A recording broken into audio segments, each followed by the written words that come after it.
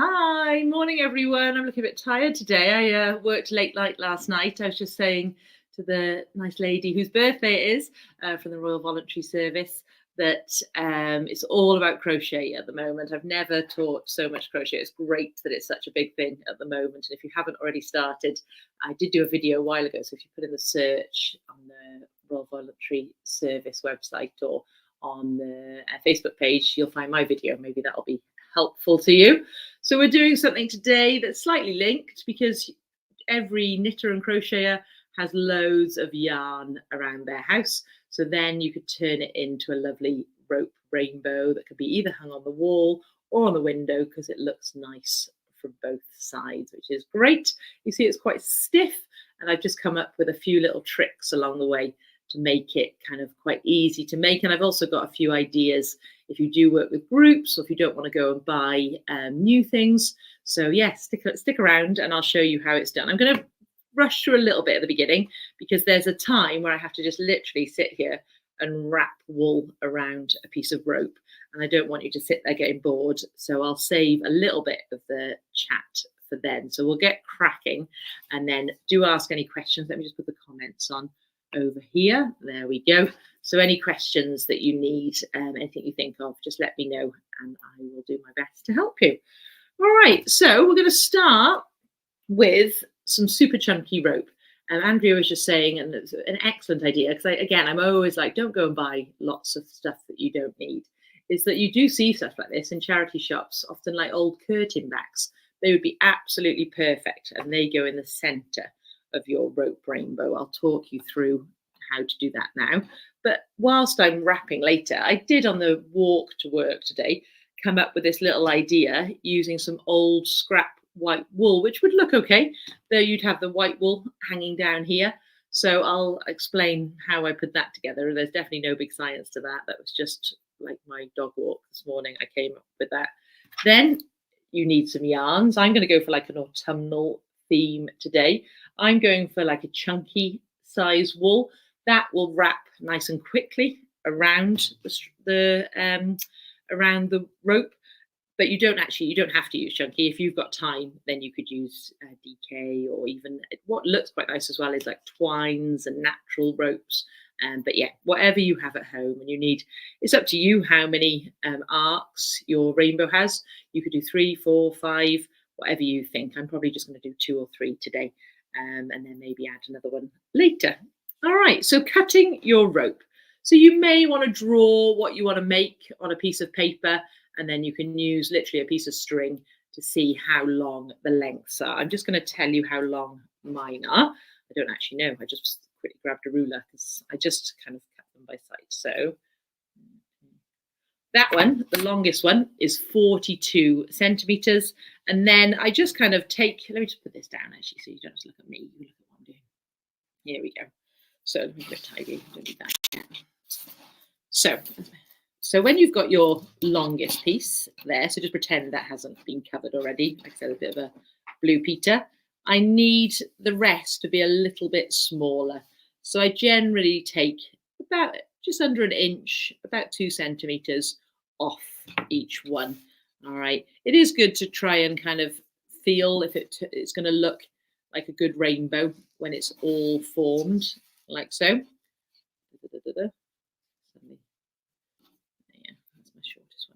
So they're the smallest one there. So the middle one's about 40 centimeters, and then that one's about 38. That's a 3 layer one.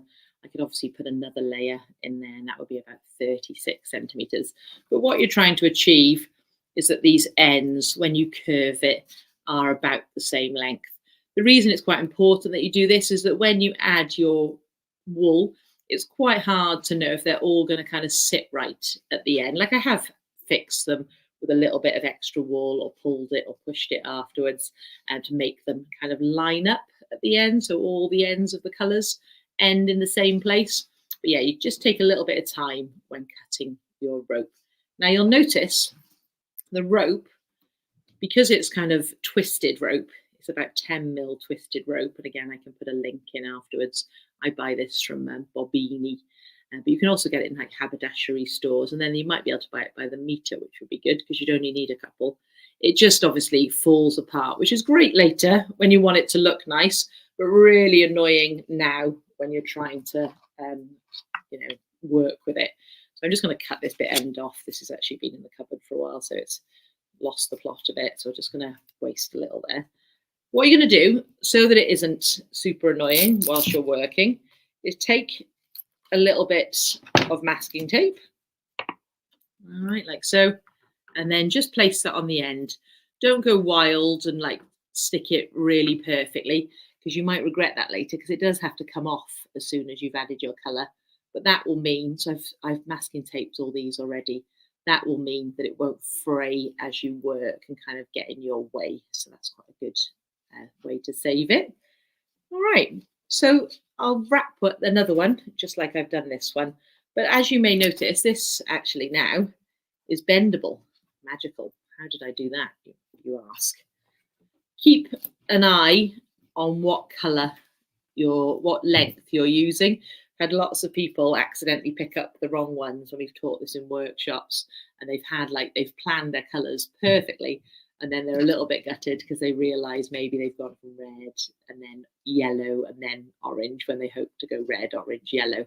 So make sure you just consider what strand you're using and make sure you add the colour. So I'm going to do the next one after my dark red. So I'm going to go like a deep orange with this one here.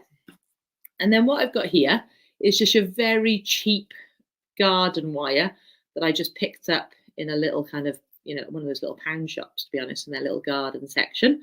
And that works really well. You just want, when you're looking at wire, just check that it feels kind of right, that it kind of it's malleable. It's not too, it doesn't kind of stick, get stuck in its place. Mine does a little bit, but I'll be able to work with that. So I'm just going to measure the length that I need, and it's just going to be a little bit shorter because I want these ends to be frayed afterwards. So it's going to be about 3 inches shorter than your actual piece of rope. I just lay it along it. There you go. I'm going to cut it there. Excuse me. Now, obviously, as it is there, that's really kind of quite annoying. It's going to be really hard to wrap that around and keep it under control. So I'm going to use some double-sided tape. So all I'm going to do is just start about 1.5 inches away from the end, about 5 centimeters away from the edge. And then I'm just going to lay a piece of double-sided tape along the bit where my wool's going to go. Like so. Scissors. The good thing about the double-sided tape, I thought of some other methods of doing it, but this is great because also then your wool's fixed to it, because obviously your wire is only going to need a little bit of the tape, and then it actually just makes the wrapping a lot easier as well. So it's a great double use.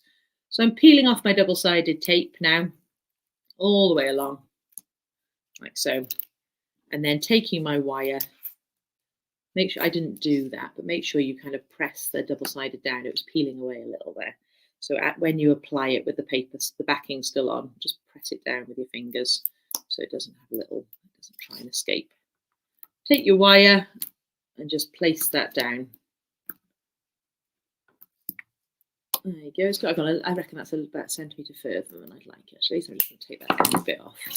All right, so I've just got my second piece of rope with my double-sided and with my wire. So it's not beautiful, my wire. It doesn't really matter. I'm going to cover it afterwards. So I'm hoping I don't embarrass myself now, because I've chosen this ball of orange that looks like it's had better days. But I think I'm going to be okay. So at the beginning of just below your wire and just by your double-sided tape, just simply knot the wool on. You can do a double knot.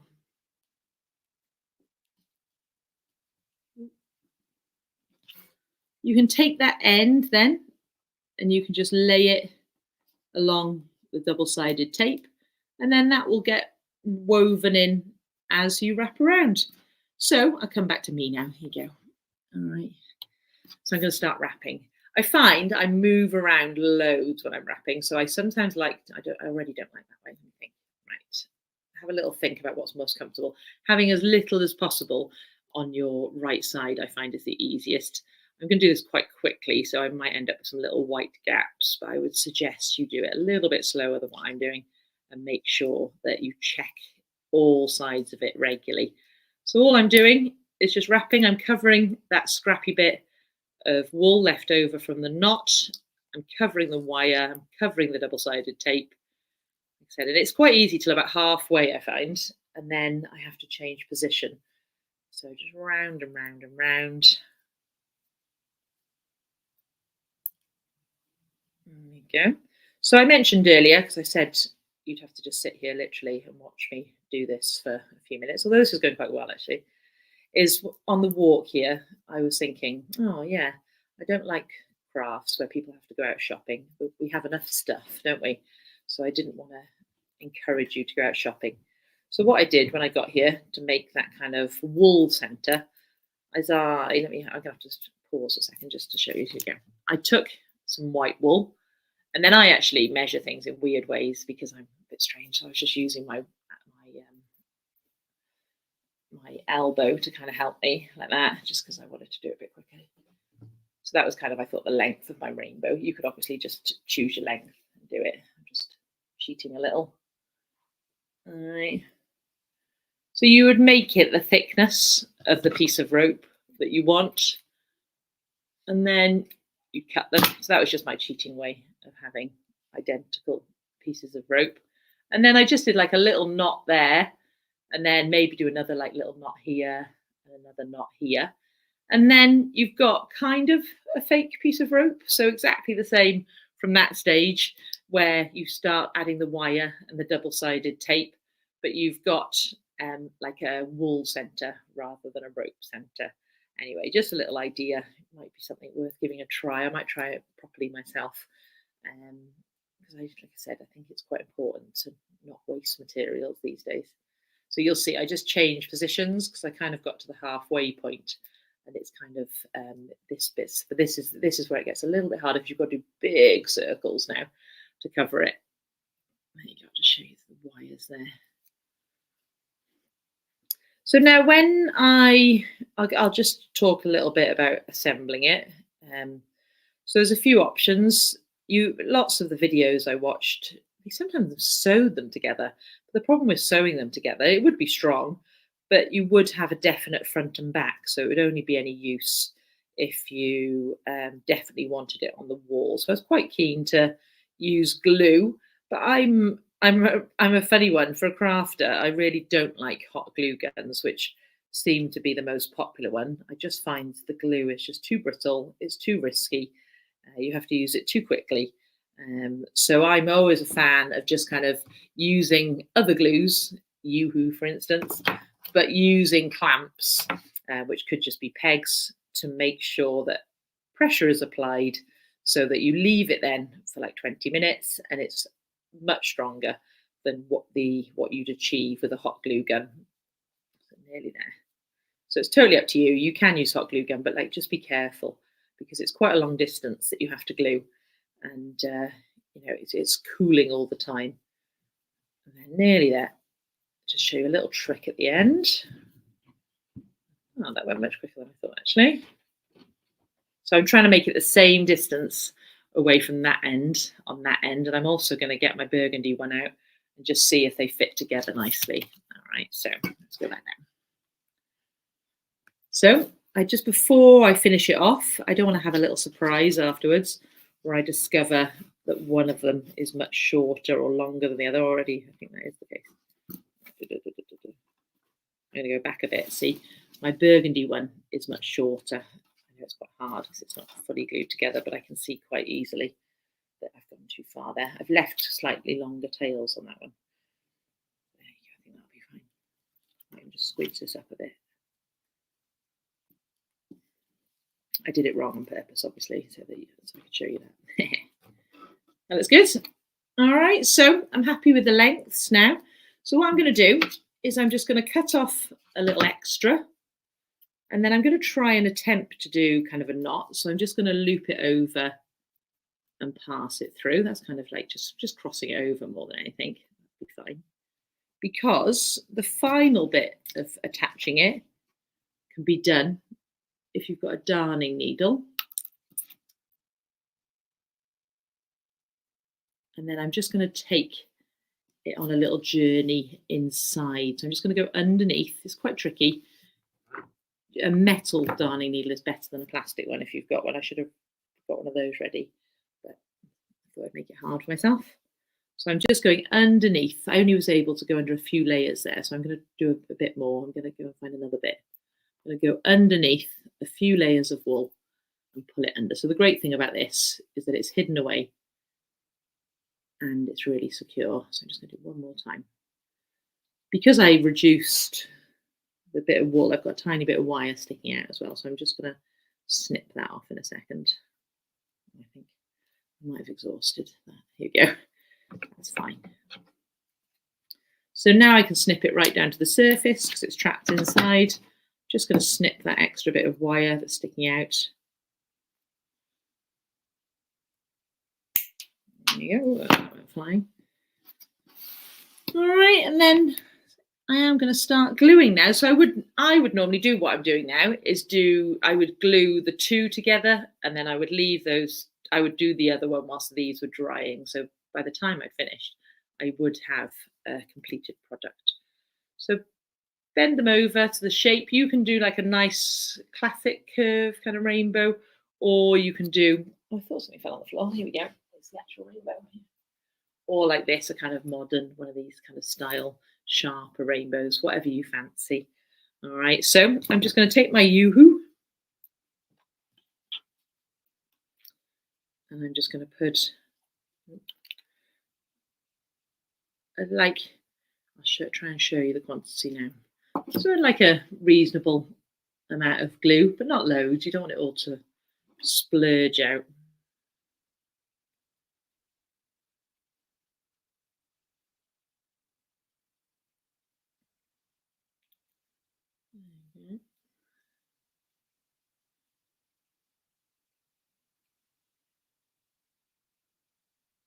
There you go. So just glue around the surface there. I'll put you back down again. Getting the two to meet. Probably should have got that into shape first as well. There you go. Think of that. Put the edges, and then as you attach them, apply a peg. I just swore I'd used these pegs before. There you go. Use them that way.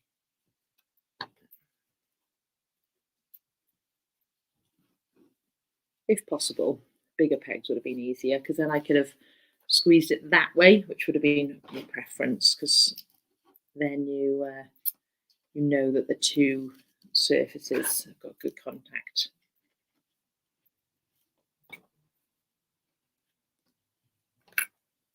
Instead, I'm putting some out and some in. That seems to be working.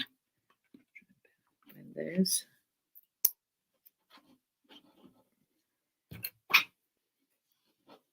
There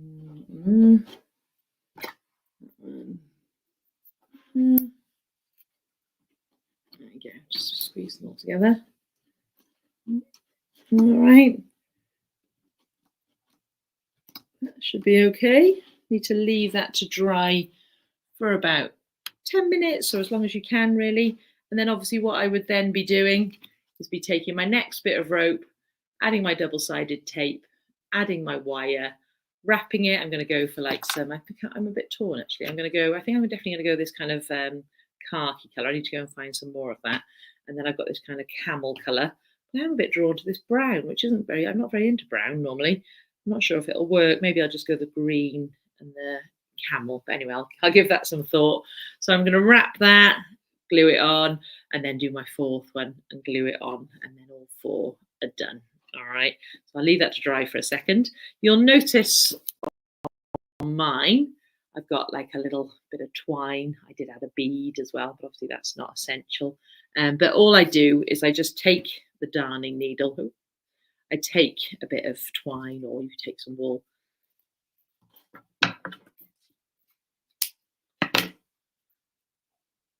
And then I'm kind of reluctant to do it because obviously I've just literally glued them together. So I might just pretend to show you. So here, I just insert it in the center. I think I can do it actually. It feels pretty secure already. So I just put it through the center of the 2 layers, the top 2. I actually keep the thread double, but this is totally up to you. And then I would thread the bead on and then knot them together. So you have to cut the needle off, I find, for this method. There you go. So pick the 4 ends, pop your bead on. But again, you could do single thread, especially if you've got a smaller bead than what I've got here. There you go. Pop the bead on. Actually, should have made that a bit longer actually. So maybe go about 30 centimeters, and then do a little knot, which is proving a little difficult because they're a bit short.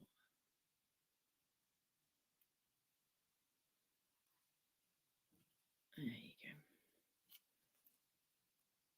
go. There you go. So I've got my little bead and my little knot at the top. All right, and then the final stage, I think these are fairly well glued, but I'm going to keep the pegs on just in case, is then you're just going to remove the paper. So again, these have been applied maybe a little too well. Well, actually, I did them a while ago, which doesn't help with sticky stuff. It gets stronger the longer you leave it. There we go. Pull that off. Well, this is really weird, this stuff. I bought this recently, and it kind of spirals. It kind of looks quite cool, you'll see now. But what I do when I've undone my tape, so you see, it's like wild, it's like little spirals. The ones I've used before haven't done that. Anyway, so I've got a dog brush, good old dog brush. I do just use it for crafts, like £1 in, like a Home Bargains kind of shop. I got a metal side and the nylon side. I use the metal side first to kind of untangle them. Like I said, this one's a bit wild and goes into these mad spirals. But underneath it is the twisted bits. So I can get the sound. There's out. And then when you've untwisted them with the metal side, I then use the nylon side to brush them out. I could definitely do a better job than that, but those spirals will drive me a bit mad, so I'm just going to cut those off first. Good pair of scissors for that bit. Cut them even, and then you can spruce them up a bit more. That's one of those jobs that you plan to only take a couple of minutes to do, but it does get a bit addictive, and you'll end up wanting to do it for ages and until they're absolutely perfect, and you'll trim it and trim it, but just be careful not to trim it too much, like when you trim a fringe. I take one more brush, more spirals appealing.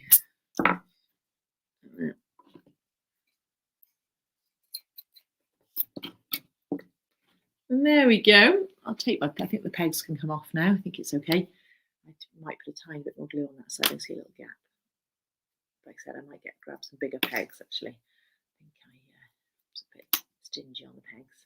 So you take your pegs off, and then you can just hang it anywhere in your house or on the window, and you've got a new rainbow. They make great gifts as well. And like as you've seen here, don't really take too long. I teach them as classes, and I'd say that takes about 2 hours. But I think if I actually just sat down and just did one by myself, I reckon I could probably make one in just over an hour. So a nice little kind of craft, and also loads of those stages really suitable for kids as well, so you can do it with them. I hope that was useful to you and you get to make one, and I hope you stay dry today and have a good day. All right, bye.